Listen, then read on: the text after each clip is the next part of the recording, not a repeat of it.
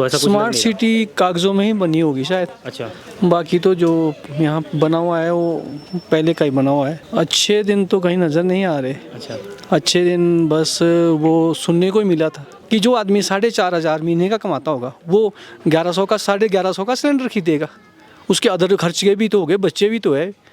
अच्छा, किस तरह से वो अपना परिवार पालेगा? थोड़ी बहुत कहते हैं महंगाई भी तो होगी जब देश डेवलप करेगा तो। क्या इससे पहले क्या मतलब सड़कें नहीं बनती थी? तब भी तो डेवलपमेंट होता था। अच्छा, तो फिर बीजेपी सरकार नहीं तो फिर कौन दूसरा ऑप्शन होगा हिमाचल के लिए?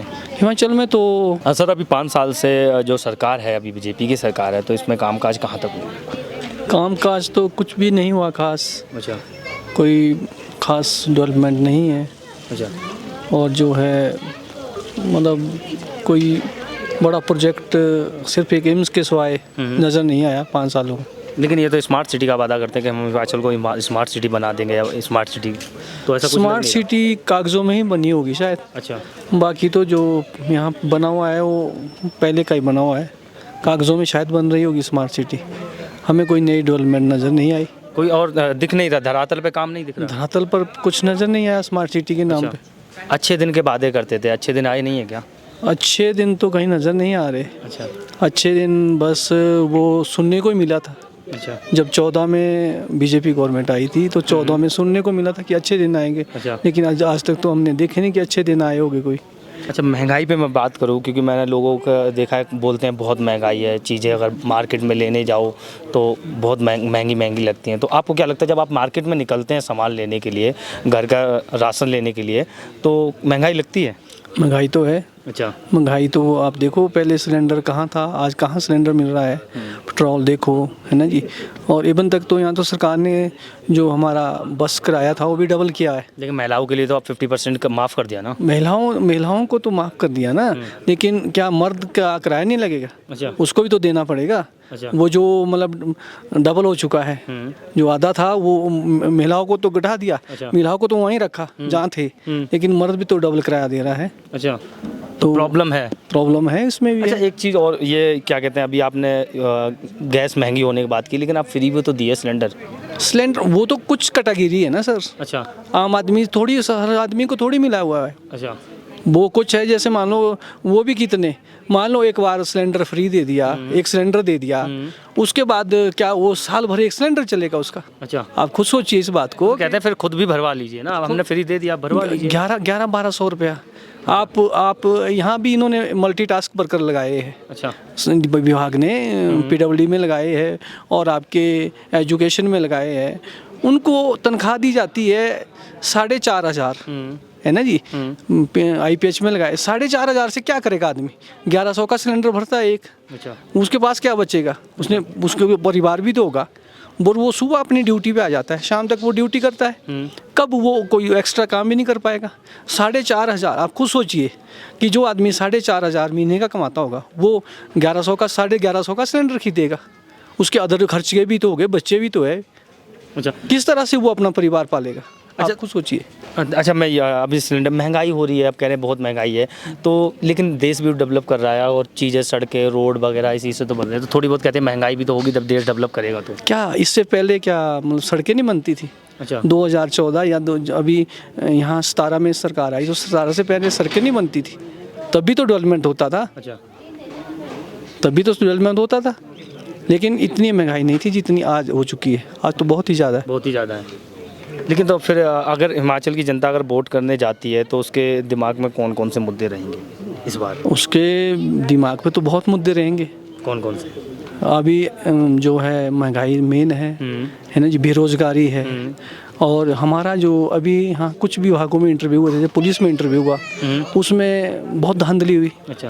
बल्कि बहुत बड़ा इशू हुआ था कि उसमें जो है कुछ विभाग के लोग भी मिले हुए थे और कुछ अदर लोग भी जो है उसमें हाँ मिले हुए थे, जो पेपर लीक हुआ और उसमें पकड़े भी गए कई लोग। लेकिन धांधली पे तो उनका ये कहना है कि धांधली पे और जो ये ऐसे काम करते हैं उन पे हमारी लगाम है और हम धांधली होने ही नहीं देते अपनी सरकार में। जो पुलिस विभाग है उसी में ही धांधली हुई, उससे बड़ा मुद्दा और क्या होगा? तो जांच भी तो कह रहे हैं, जांच भी तो चल रही है उसकी। जांच तो हो रही थी, लेकिन पता नहीं कब जांच होगी। अच्छा। सामने तो नहीं आ रहा कुछ जांच में। जांच ही चली है। पहले कहा था CBI जांच होगी, लेकिन वो तो CBI जांच तो हुई नहीं।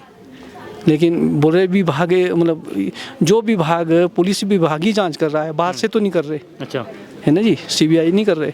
वही एजुकेशन के हैं, एजुकेशन में इतने बुरे हाल है, कई जो हमारे प्राइमरी स्कूल है वहाँ एक एक टीचर है, अच्छा, एक टीचर है, जो कि पिछले 4.5 सालों से हमारे जेबीटी के इंटरव्यू होने थे, वही नहीं हो पाए। मुझे तो नहीं लगता कि कुछ खास हुआ होगा। तो फिर बीजेपी सरकार नहीं तो फिर कौन दूसरा ऑप्शन होगा हिमाचल के लिए? हिमाचल में तो सत्ता परिवर्तन होता है तो उसके बाद कांग्रेस जो रिवाज की बात कर रहे हो, रिवाज चला हुआ है जैसे, रिवाज चलता है हर 5 साल बाद सरकार बदल जाती है। तो इस बार क्या होगा? तो इस बार भी कांग्रेस आएगी। कांग्रेस आएगी। हाँ, अच्छा, मैं आप रोजगार पे बात कर रहे थे। जब हम रोजगार बीजेपी वालों से बात करते हैं तो उनका साफ कहना ये होता है जो सक्षम होगा और जिसकी जितनी सक्षमता होगी, जितना वो जिस रोजगार के लायक होगा वो रोजगार मिल रहा है सभी को। ऐसा नहीं है। अच्छा, सक्षम क्या, जो है योग्यता अनुसार। योग्यता अनुसार यहाँ कितने लोग हैं जो बेकार घूम रहे हैं। किसी ने बीएड की हुई है, किसी ने एमटेक की हुई है, किसी ने बीटेक की हुई है, कोई ग्रेजुएट है ना जी। सक्षम क्या, एक जो बीटेक करेगा वो सक्षम नहीं होगा, लेकिन बेरोजगारी में घूम रहे हैं। अभी कुछ महीनों पहले जो है यहाँ क्लास 4 के इंटरव्यू हुए थे, उसके लिए एमटेक और बीटेक लड़कों ने जो है अप्लाई किया था एक पीएन के लिए, तो बोलते बेरोजगारी नहीं है। तो प्रधानमंत्री जी तो फिर ये भी कहते हैं कि भाई सरकारी नौकरी ही रोजगार थोड़ी है, पकौड़ा तलना या और काम भी, वो भी तो एक रोजगार है। प्राइवेट जॉब भी तो रोजगार है, कि सरकारी ही रोजगार क्यों है? प्राइवेट जॉब भी कहाँ है यहाँ कौन सी इंडस्ट्री है? अच्छा। शिमला के अंदर बताइए आप कितनी इंडस्ट्री है, कितने होटल है? थोड़े बहुत है, वहाँ तो लगे हुए होते हैं लोग। अच्छा। एक होटल में कितने आदमी एडजस्ट हो गए? 3-4 ही हो गए, 5 ही हो गए, 10 ही हो गए, या तो फिर उनको घर से बाहर जाना पड़ेगा। अच्छा, प्राइवेटाइजेशन के बारे में आप क्या कहेंगे कि जहाँ तक हो रहा है अभी तो वो ठीक है? अब जैसे अभी सरकार ने कहा था कि भाई प्राइवेट जो आउटसोर्स पे लगाए हुए हैं या उनको हम जो है उनके लिए पॉलिसी बनाएंगे। उसमें तो मुझे जहाँ तक मानना है ना, जो ठेकेदार है वही पैसा कमा रहा है। अच्छा। अब ठेकेदार जो है ठेकेदार के थ्रू रखा जाता है उनको, तो जो ठेकेदार होगा पैसा तो मुझे लगता है वही कमाएगा। वो भी प्राइवेट में तो वो अगर डायरेक्ट सरकार रखे कि हाँ जी हम रखते हैं, प्राइवेट ही रखे, पर लेकिन उसका कोई ऐसा पकड़ तो हो कि सरकार के पास उनकी पकड़ हो। अब ठेकेदार आज रखेगा कल छोड़ देगा। इसमें अच्छी सुविधाएं मिलती हैं और चीज़ें अच्छी रहती हैं, मुझे नहीं लगता अच्छा कि ऐसा होगा, क्योंकि जो यदि सरकार ही नहीं चला पाएगी, जो इस देश को चला रही है वो सरकार नहीं चला पाएगी, तो क्या प्राइवेट में ही चलेगा? उतना शोषण भी तो होगा इंसान का। अब दुकान में, एक उदाहरण देता हूँ, एक आदमी दुकान में काम करता है, सुबह 9 बजे आ जाता है, रात को 9 बजे छुट्टी करता है, कितना पैसा मिलता है उसको? 12-12 घंटे ड्यूटी ली जाती है, कितना पैसा मिलता है? 7-8 हज़ार मिलता है दुकान में काम करता है जो। तो उसमें रोजगार, घर नहीं चलता क्या? 7-8 हज़ार में कैसे घर चलेगा? आज की जो स्थिति है उस स्थिति में कैसा है? कोई आदमी के बीमार है, बच्चा है, यहाँ स्कूल के प्राइवेट स्कूल है उसमें कितनी फीस है? अच्छा। यदि आप बात करो तो कहाँ से 7-8 हज़ार में परिवार चल पाता है? अच्छा, लेकिन अभी मैं जब भाषण सुन रहा था, मोदी जी आपको पता है 5 तारीख को अभी हिमाचली आए थे बिलासपुर में, और शिलान्यास भी किया, 3650 करोड़ की सौगातें भी दी और शिलान्यास भी किए हैं, प्रोजेक्ट हैं। तो उन्होंने एक चीज़ अभी कहा है कि आप रोज़गार की बात करो, रोज़गार नहीं है हिमाचल में। चिकित्सा पार्क बन रहा है जो, उसमें जब वो तैयार हो जाएगा, उसका शिलान्यास क्या है, वो तैयार हो जाएगा, 10,000 युवा को रोज़गार मिल जाएगा उसमें। सर भविष्य के गर्भ में है ना वो, तो अभी किसने देखा है? हाँ, मतलब अभी तैयार हो जाएगा जब? तैयार पता नहीं कब होगा, अभी तो नहीं हुआ।